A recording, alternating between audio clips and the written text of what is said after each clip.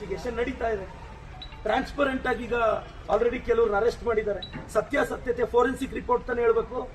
R ಅಶೋಕಣ್ಣ ಏನ್ forensic head, Chalavadi Narayana ಸ್ವಾಮಿ forensic head, ಅವ್ರಿಗೆ 4 head ಅಲ್ಲಿ ಬುದ್ಧಿನೇ ಇಲ್ಲ. ಫೋರೆನ್ಸಿಕ್ ರಿಪೋರ್ಟ್ ಹೇಳ್ಬೇಕು ತಾನೆ. ಬುಲೆಟ್ ಯಾರ ಗನ್ನಿಂದ ಬಂತು, ಫೈರ್ ಮಾಡಿದ್ಯಾರು, ಫೋರೆನ್ಸಿಕ್ ರಿಪೋರ್ಟ್ ಬಂದ್ಮೇಲೆ ಗೊತ್ತಾಗುತ್ತೆ.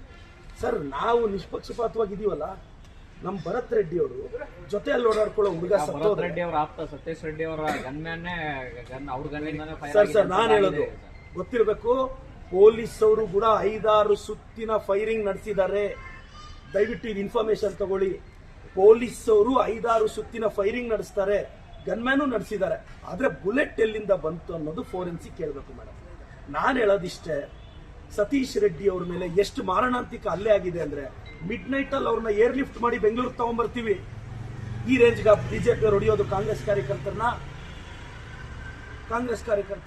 ಅರೆ ಒಂದು 2-3 ಕಾರ್ಯಕರ್ತರು ಸಾವಿನ ಬದುಕಿನ ನಡುವೆ ಇದ್ದಾಗ ML ಹೋಗಿ ಒಂದು ಫ್ರಸ್ಟ್ರೇಷನ್ ಅಲ್ಲಿ ಮಾತಾಡಿದ್ರೆ ಅದನ್ನೇ ಇಟ್ಕೊಂಡು ಏನ್ ನಿಮ್ಮ ಮೆತ್ನಾಳವ್ರೇನ್ ಬಾಯಲ್ಲಿ ಪಾಂಡಿತ್ಯ ಸುರಿಸ್ಬಿಡ್ತಾ ಇದ್ದಾರೆ ಬಿಜೆಪಿ ಅವರು.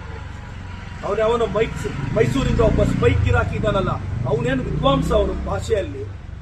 ಫಸ್ಟ್ ಆ ಸ್ಪೈಕ್ ಗಿರಾಕಿಗೆ ಹೇಳಿ, ಅವನ ಬಾಯಿಂದ ಭಾಷಾ ಪಾಂಡಿತ್ಯ ಬಂದ್ರೆ, ಆ ಬಿಜಾಪುರದಿಂದ ಒಂದು ಕೋತಿ ಬಂದು ಜೆಸಿಬಿ ಅನ್ನುತ್ತಲ್ಲ, ಇವಾಗ ಬಾಯಿ ಬಿಡಕ್ಕೆ ಹೇಳಿ. ವಿನಾಕಾರಣ ಕೆಣಕ್ತಾ ಇದ್ದೀರಾ ಕಾಂಗ್ರೆಸ್ ಅವ್ರನ್ನ. ಯಾವುದೇ ಕಾರಣಕ್ಕೆ ಬಳ್ಳಾರಿನ ಮತ್ತೆ ರಿಪಬ್ಲಿಕ್ ಮಾಡಕ್ ಬಿಡಲ್ಲ. ನಾವೆಲ್ಲರೂ ಭರತ್ ರೆಡ್ಡಿ ಜೊತೆ, ನಮ್ಮ ಪಕ್ಷದ ಜೊತೆ ಗಟ್ಟಿಯಾಗಿ ನಿಂತಿದ್ದೀವಿ. ನಮ್ಮ ಭರತ್ ರೆಡ್ಡಿದಾಗ್ಲಿ ಕಾಂಗ್ರೆಸ್ ಅವರಾಗಲಿ ತಪ್ಪಿಲ್ಲ ಸರ್. ಇದು ನಮ್ಮ ನಿಲುವು, ನನಗಿರೋ ಪ್ರಾಥಮಿಕ ಮಾಹಿತಿ. Thank you sir.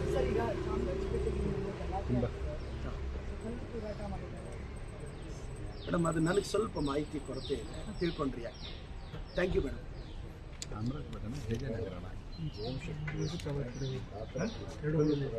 ಎರಡು ಕಡೆ